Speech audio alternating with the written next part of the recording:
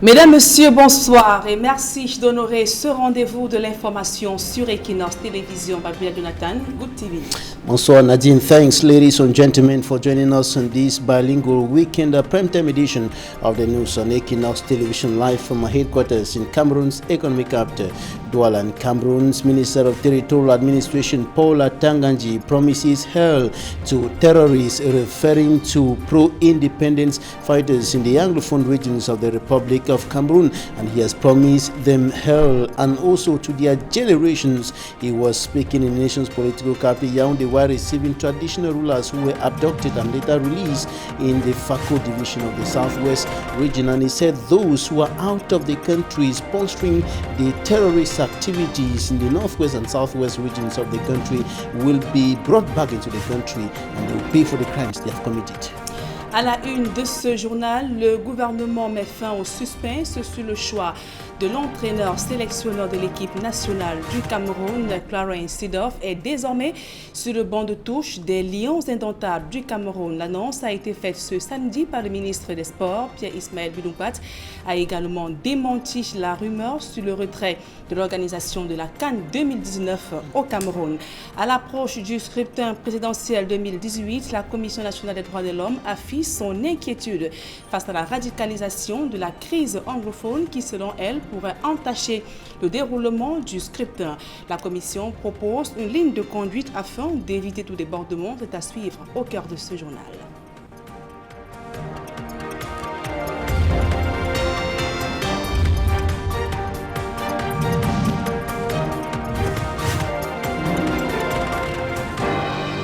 Mesdames, Messieurs, une fois encore, bonsoir et merci d'honorer ce rendez-vous de l'information sur Equinox Télévision.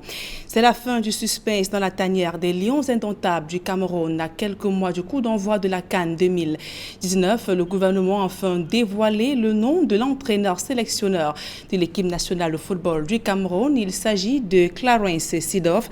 L'annonce a été faite ce samedi au cours d'une conférence de presse donnée par le ministre des Sports, Pierre-Ismaël Bidounkpat, a également saisi l'occasion pour démentir le retrait de l'organisation de la CAN 2019 au Cameroun. On fait le point dans ce reportage de Aïe Cyril et d'Emmanuel Diop.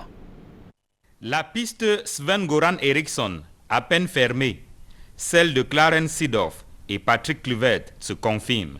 Les deux techniciens hollandais seront nommés à la tête des Lions indomptables du Cameroun. La commission ad hoc mise en place par le comité de normalisation de la FECAFOOT est constituée d'entraîneurs chevronnés, expérimentés, a fait des propositions qui ont été reçues par la tutelle et transmises à la hiérarchie.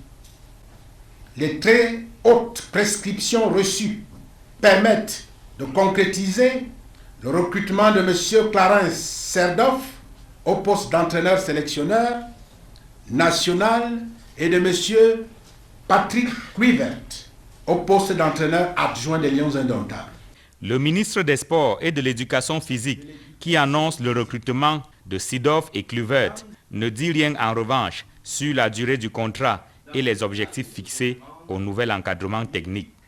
Bidounkpat s'appesantit davantage sur la nouvelle rumeur qui annonce le retrait de l'organisation de la CAN 2019 au Cameroun. Je voudrais, tout en condamnant cette campagne malsaine de fake news, dire qu'il s'agit de manœuvres dolosives qui visent à jeter du discrédit sur notre pays en créant en même temps une psychose auprès des populations sur une incapacité supposée de leur pays à relever le défi de l'organisation de la prochaine Coupe d'Afrique des Nations de football. Face à la presse à Yaoundé, le ministre des Sports et de l'Éducation physique relève également que c'est de l'intérieur que le sabotage de la CAN 2019 est orchestré. Alors que le Cameroun bénéficie du soutien externe, non pas par complaisance, mais du fait de son engagement réel sur le terrain des préparatifs, il est étonnant de constater que c'est de l'intérieur, avec des relais insoupçonnés à l'extérieur, que proviennent le dénigrement et les rapports les plus alarmistes qui ont pour objectif de briser l'élan, de semer le doute et la confusion dans les esprits. 11 mois nous séparent désormais de la CAN 2019. La préparation, selon le ministre des Sports et de l'Éducation physique, doit s'intensifier en dehors et sur le terrain. Surtout que le banc technique des Lions indomptables connaît désormais ses futurs locataires. Dans le reste de l'actualité, la Commission nationale des droits de l'homme et des libertés s'inquiète du climat sociopolitique actuel dans les régions anglophones qui pourrait compromettre le bon déroulement du scrutin présidentiel le 7 octobre prochain. Elle vient de réunir à cet effet divers acteurs et parties prenantes au processus électoral afin de les édifier sur la conduite à tenir. Marcelin Gansop et Emmanuel Diop. Des bureaux de vote ouverts dans les casernes militaires, les chefferies traditionnelles, commissariats de police et autres brigades de gendarmerie. Voilà qui prépare le terrain à un vent de contestation. Surtout que les appels incessants de l'opposition sont restés lettres mortes jusqu'ici. Lorsqu'on ajoute à cela le contexte socio-politique actuel, marqué par l'escalade de la violence dans les régions du nord-ouest et du sud-ouest, l'on comprend que l'organisation de la présidentielle du 7 octobre ne sera pas une partie de plaisir. Et c'est tout logiquement que la Commission nationale des droits de l'homme et des libertés s'inquiète de ce climat délétère. Il va sans dire que le climat d'insécurité qui prévaut actuellement dans certaines parties du pays est un véritable défi lancé à notre jeune démocratie. C'est d'autant plus vrai que ce foyer de violence pourrait faire l'objet d'une exploitation politique pour tenter de compromettre le processus électoral et remettre en question la légitimité du nouvel élu. Conscient des enjeux de l'élection présidentielle attendue, la Commission nationale des droits de l'homme et des libertés a cru devoir réunir autour d'une même table des parlementaires, responsables des partis politiques, acteurs de la société civile et diverses administrations.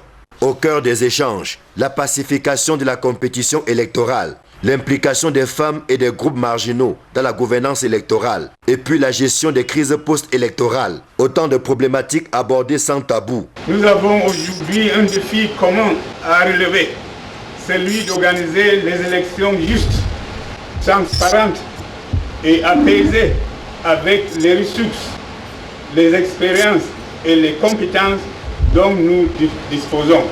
Ce défi nous permettra, sans nul doute, de susciter l'espoir, d'ouvrir de nouveaux horizons plus prospères, plus promoteurs pour ce pays où de nombreuses personnes vulnérables se sentent lésées pour compte et qui attendent que des actions soient prises pour améliorer leur quotidien. Pour l'heure, les regards sont tournés vers Elekam pour la publication de la liste des heureux élus. Il n'est pas exclu que cet exercice ouvre la voie au premier contentieux. Et toujours dans ce chapitre consacré à la présidentielle de 2018, ça bouge dans les états-majors des différentes formations politiques. À Loum, dans le département du Mungo, le MRC multiplie des réunions afin de peaufiner des stratégies à mettre en œuvre pour un vote massif des électeurs le 7 octobre prochain, mais aussi chez le recrutement des scrutateurs volontaires pour le contrôle du scrutin. Le mouvement pour la renaissance du Cameroun met en garde Elekam sur les signes de fraude qui se dessinent avec notamment la création des bureaux de vote au palais présidentiel ainsi que dans les casernes militaires. Écoutons donc à présent différentes réactions, notamment celle de Joseph Singomwe, le président régional littoral 2 et un militant du MRC au micro d'Equinox Télévision. Nous sommes à pied d'œuvre dans le Mungo. Le MRC a beaucoup de sympathisants sur le terrain, mais ce vote risque d'être détourné au vu des risques de fraude que nous recensons ici et là. Dans le Mungo, comme à Yaoundé, comme partout au Cameroun, n'est-ce pas, nous recensons des bureaux de vote fictifs où le nombre d'électeurs est anormalement élevé par rapport aux populations qui sont supposées être dans ces villages-là. Nous, Mungo, nous sommes prêts pour les élections. À Loum, par exemple, nous avons 71 bureaux de vote. Nous préparons presque 218 scrutateurs et que notre tireur de pénalty soit sûr qu'à Loum, tout est garanti pour la victoire du MRC. Dans un tout autre registre à présent, il y a dans le département de la Sanaga-Maritime, un litige foncier divise les fidèles de l'église presbytérienne à un tiers. L'église soutient que le terrain querellé leur a été offert par l'ancien préfet, alors que l'autre partie se réclame propriétaire de cette parcelle et affiche et brandit un titre foncier. Plus de précisions avec Rodrigo Ngassi, Gladys Sidi.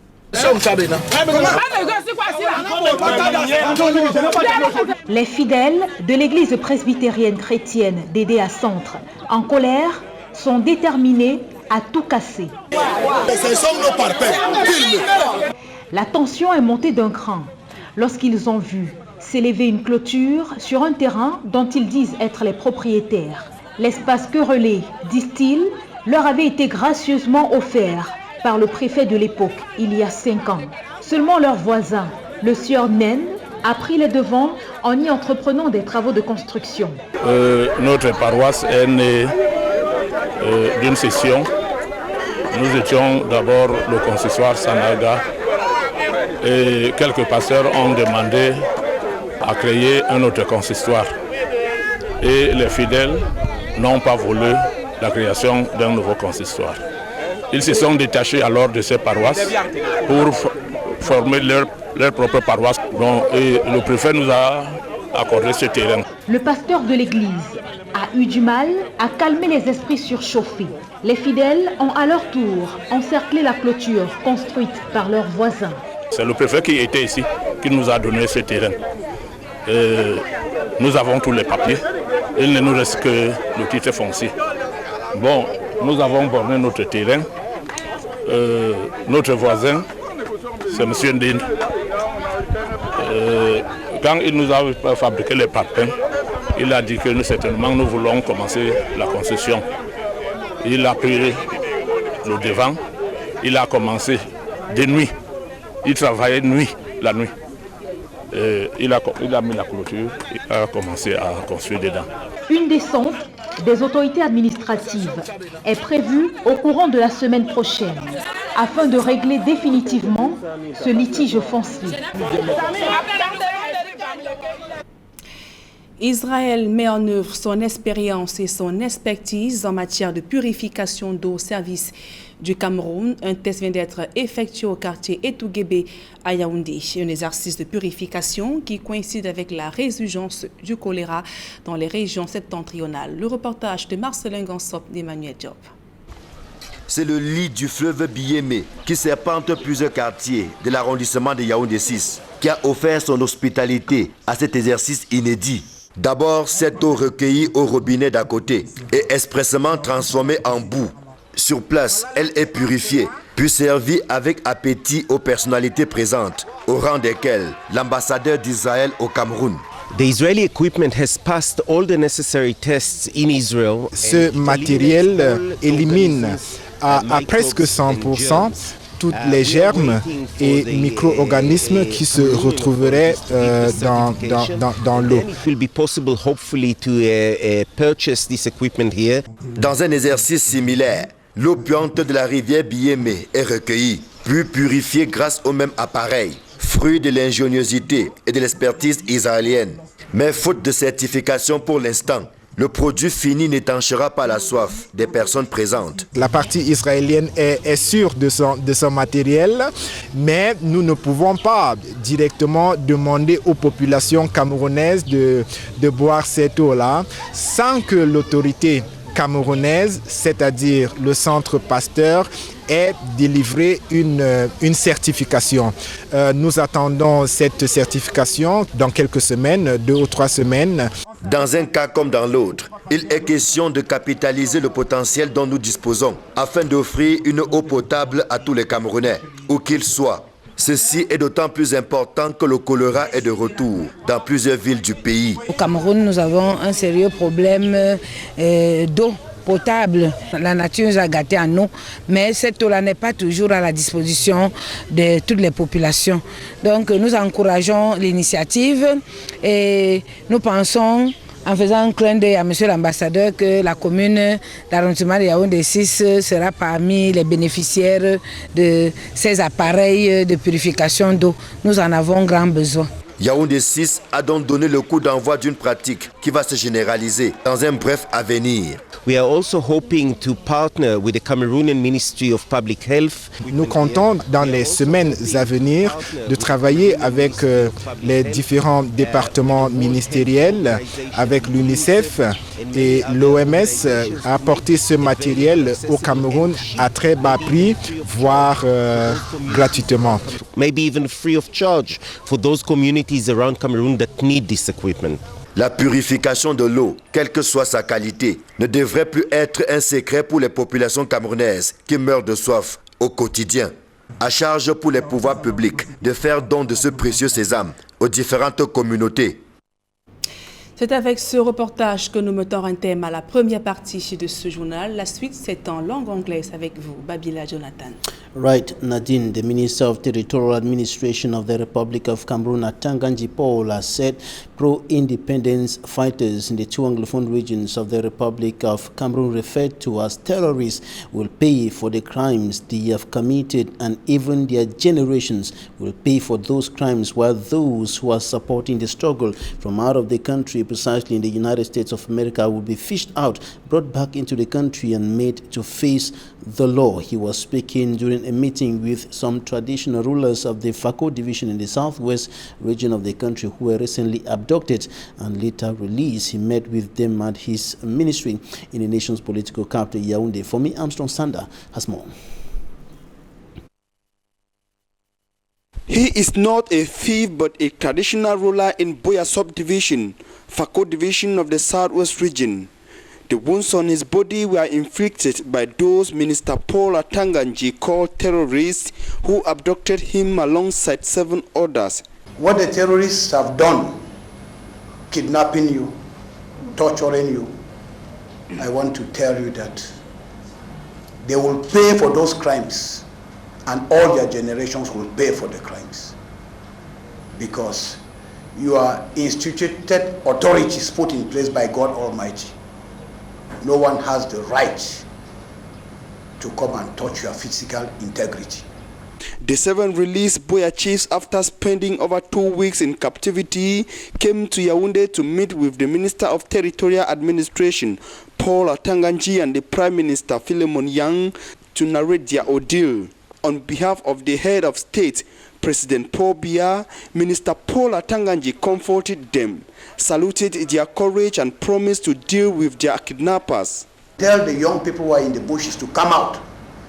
If they don't come out, we'll go and take them out of the bushes, and they'll end their lives in jail. According to Paul Atanganji, Cameroonians have rejected secession, and the only future for secessionists is in a united Cameroon under the leadership of President Paul Biya. It's time for them to leave the bushes and to come back inside the Republic. Cameroon is one and indivisible. We don't negotiate national unity. It is not a subject for any discussion. President Paul Biya has given the 2 English regions their own part of the national cake. He has given us even more than what we expect. President Paul Biya went far beyond what the lawyers and the teachers were asking for.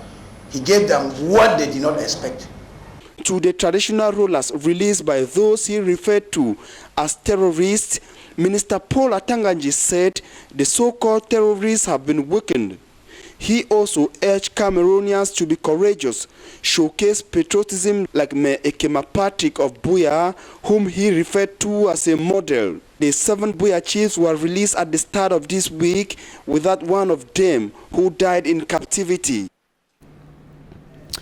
The Territorial Administration Minister Paul Atanganji indicated that all those who are struggling to restore the independence of the former Southern Cameroons are fighting a lost battle, and that all those who are financing the struggle from out of the Republic of Cameroon will be fished out, captured, and brought back into the country, as was the case with Sisiku Ayuk Tabe and the other separatist leaders who were captured in the Federal Republic of Nigeria and brought back into the country. Here's an extract of what he said concerning this. I want to give special thanks to the mayor of Boya, who is here in front of all of us. He is a patriotic Cameroonian. He is a model, he's an example. And in these challenging moments, we need courageous people like the mayor of Buea. Otherwise, the terrorists will think that they are gaining grounds. They are not gaining grounds. The terrorists are in an adventure which will not last for long. There is no future for them. The only future you have is the future inside the Republic of Cameroon under the leadership of President Paul Biya, who knows this country better than any of us. President Paul Biya has made enormous sacrifice for the past 2 years. He listened to the lawyers, he listened to the teachers, he listened to all the associations. He sent the Prime Minister, head of government, to go down and dialogue and discuss with Cameroonians. And when the Prime Minister, head of government, brought back the results, the President of the Republic took important decisions to solve most of the issues raised by the teachers and by the lawyers.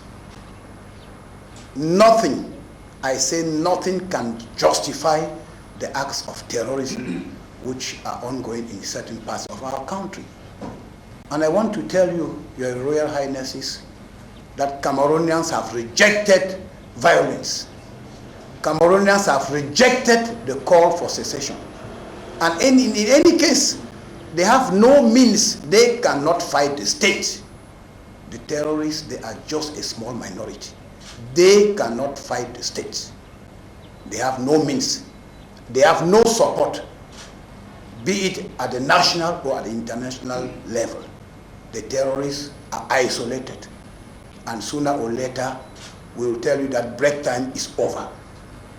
President Paul Biya has given firm instructions to the forces of law and order to protect the civilian population, but at the same time to track down all the terrorists and the criminals and hand them over to the justice. Cameroon is a state of law. And I want to tell you that all those who have committed atrocities will have to pay for their crimes.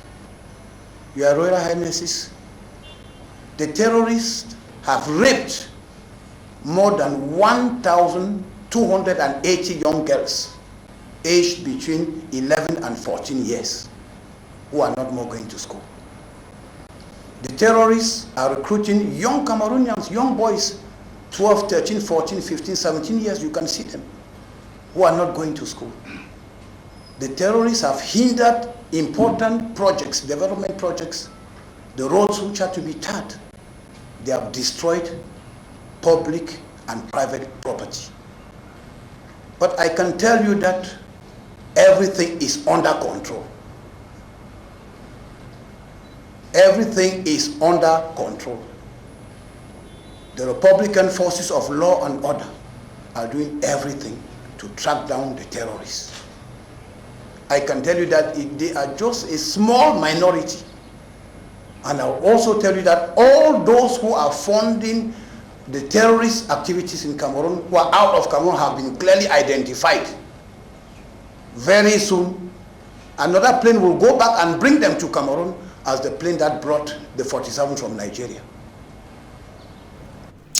Another scandal hits another public hospital in the Republic of Cameroon. Shocking pictures of nursing mothers and their newborn babies went viral on social media in the past 48 hours. The pictures have triggered national and international criticism. Sources from the maternity ward of the Yaoundé Central and Modern Child Hospitals testified that they were retained by medical officials over unpaid medical medical bills after delivery. A majority of the victims had their babies through an operation, and the director of the Central Hospital has debunked the claims, stating that the viral pictures or the pictures that went viral on social media are fake. He said that the hospital, that is the Yaoundé Central Hospital, has a duty to protect and treat the patients, especially nursing mothers, and the director did not, however, rule out the possibility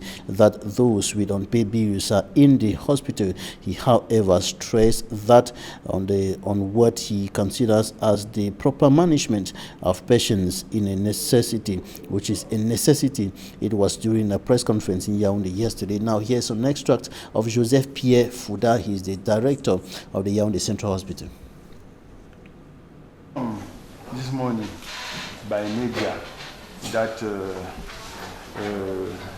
10 women were sequestrated at the Central Hospital after surgery, cesarean section, after delivery by cesarean section.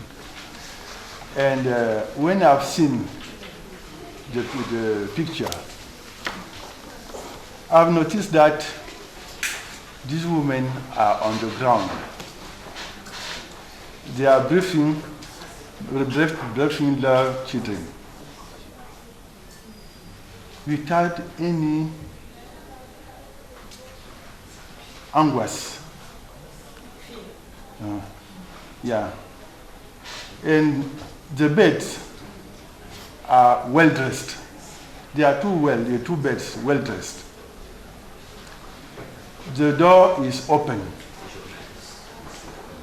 So how can 10 women with babies live in a small room like that?